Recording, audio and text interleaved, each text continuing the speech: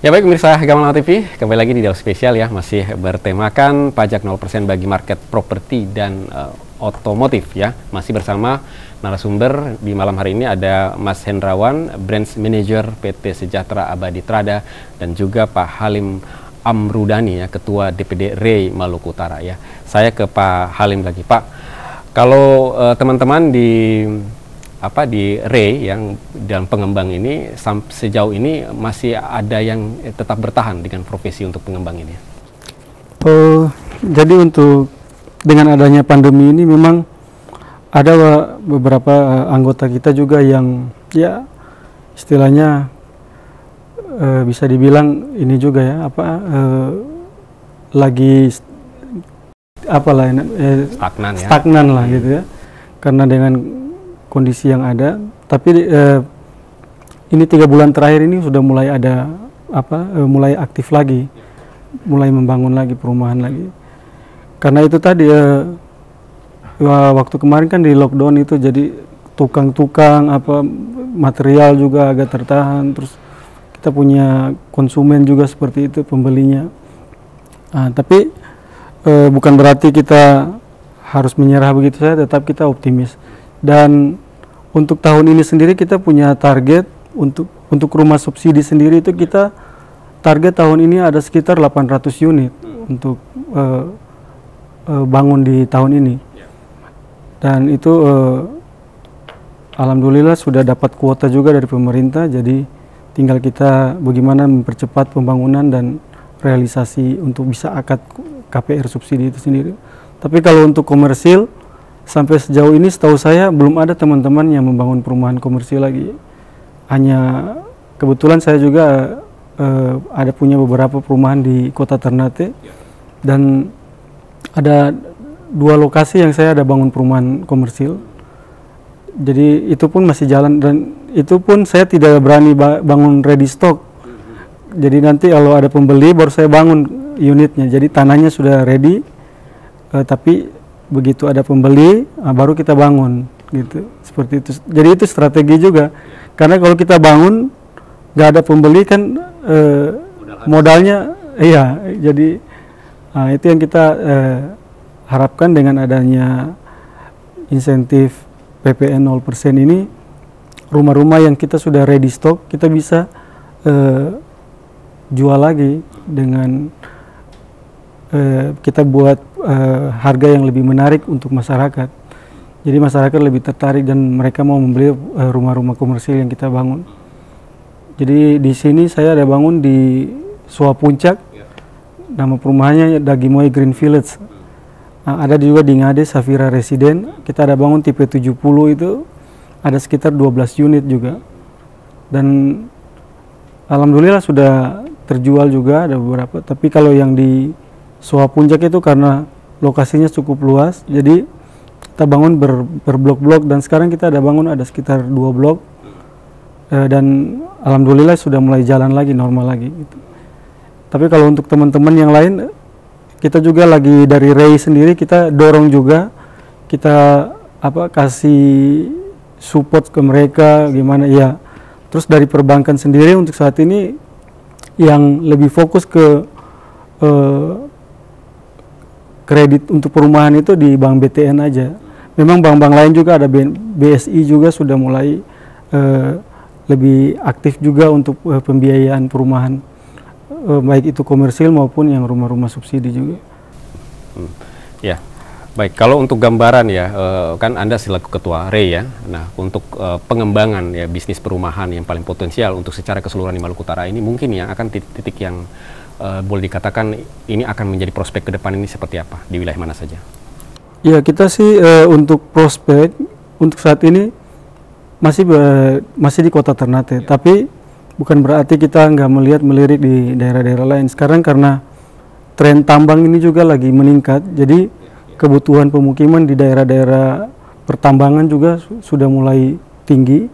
Dan kemarin saya juga sudah sempat diskusi dengan Kadis Pertambangan juga, bila mana mereka butuh pemukiman, kita bisa kerjasama dengan perusahaan-perusahaan tambang. Jadi daerah-daerah yang sekarang lagi tambang yang lagi pesat berkembang itu daerah Weda, Halmahera Utara, di Halmahera Timur, dan di Halmahera Tengah. Jadi di Weda itu ada sekarang ada kawasan industri gitu. Jadi dia itu nama perusahaannya IWIP. Jadi itu katanya sih perusahaan tambang terbesar di Asia Tenggara. Dia bangun pabrik untuk baterai kan. Jadi kebutuhan karyawannya itu sampai ratusan ribu di sana. Nah, itu sekarang yang lagi kita terus di Kota Sofifi sendiri kita juga lagi beberapa teman-teman anggota kita sudah mulai membangun di daerah sana, dan kawasannya juga nggak besar-besar amat karena itu tadi untuk di Kota Sofifi itu kan jadi pegawai di sana itu kan kembali lagi ke Ternate, jadi dia nggak menetap di sana karena jadi di sana juga mungkin menurut saya tergantung pemerintah daerah sendiri bagaimana mereka bisa memperketat lagi untuk bagaimana PNS bisa menetap di sana. Jadi dengan harapan kalau PNS di sana, saya kira tingkat kebutuhan pemukiman di sana juga cukup tinggi.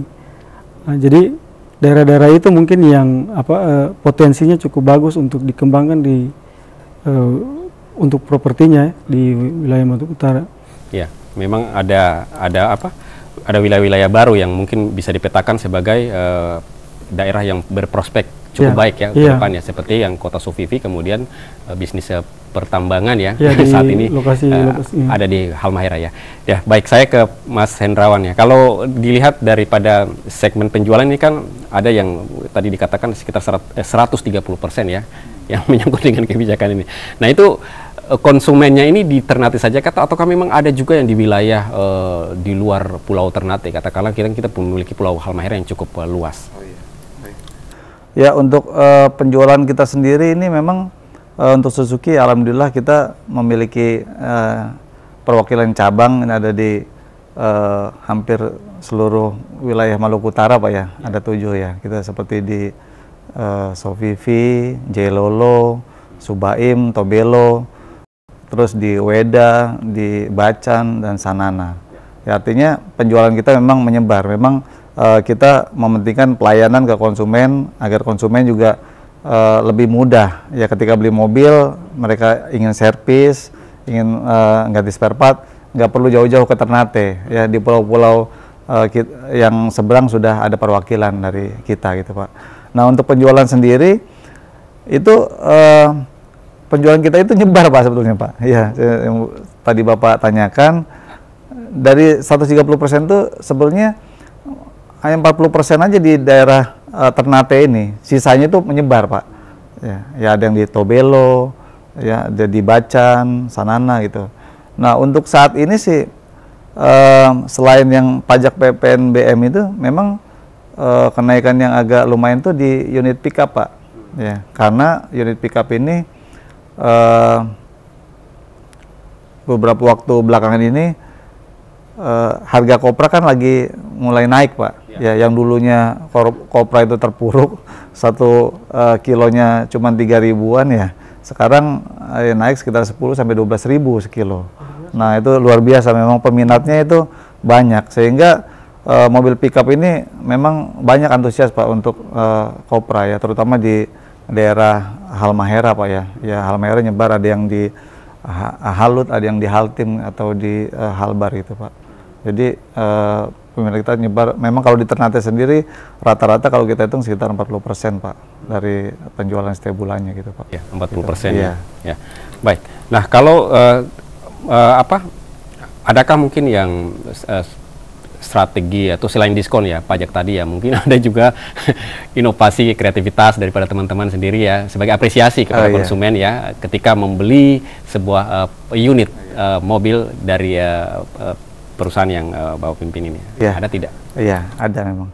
Ya, dengan kondisi keterbatasan seperti sekarang ini ya, dan adanya pandemi, memang kita juga aktivitas juga terbatas ya, seperti tadi mungkin di properti juga sama, kita aktivitas kita melalui media sosial. Nah, media sosial itu yang kita kemas gimana caranya biar konsumen juga tertarik kan gitu kan, tanpa harus mereka ke kantor ya, tanpa harus temu juga bisa beli melalui medsos tersebut ya, tinggal transfer ke kantor, ya kita bisa tinggal delivery unitnya. Nah itu kita juga mengemasnya dengan ini Pak, program-program yang menarik ya, seperti misalnya beli mobil pick up dapat hadiah motor, kan itu langsung ya, atau hadiah-hadiah seperti ada hadiah televisi, mesin cuci, banyak kita ini Pak, kita bikin bonus itu selain diskon gitu kan.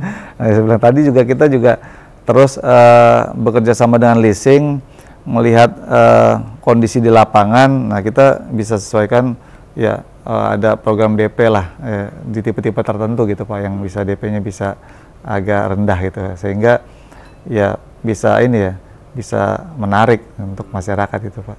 Gitu. Baik. Nah, ini satu hal yang menarik ya. Kalau pandemi ini kan agak susah kan kita melihat profil ekonomi seseorang ya. Apakah mungkin daripada pihak perusahaan juga ya, juga oke, sangat selektif sekali untuk melihat user ya, atau para konsumen, karena katakanlah kan juga nantinya kan juga berkaitan dengan kredit ya. Adakah pola-pola yang dilakukan?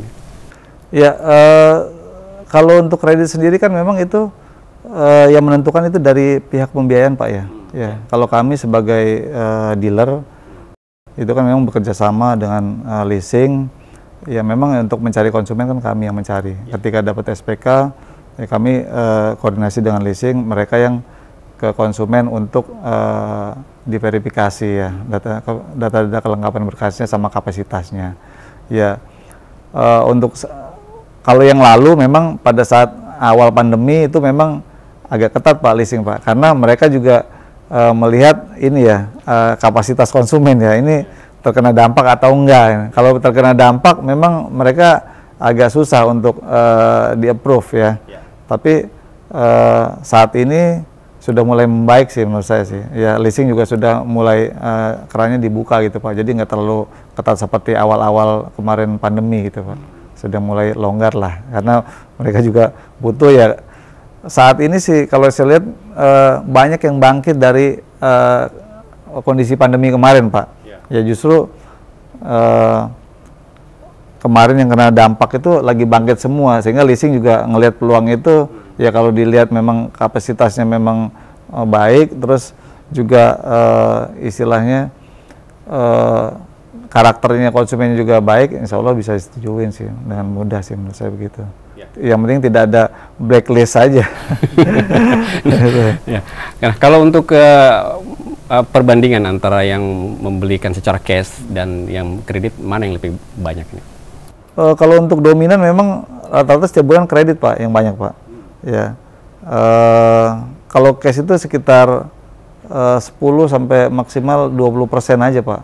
Pembelian yang cash ya, rata-rata sebagian besar kredit semua ya, karena mungkin untuk usaha uangnya diputar gitu kan ya, yang tadi usahanya juga baru mulai kan gitu Pak, jadi memang rata-rata banyak kredit.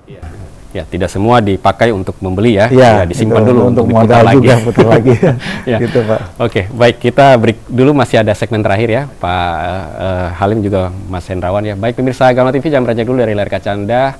Dialog spesial masih menyisakan satu segmen untuk Anda, tetaplah bersama kami.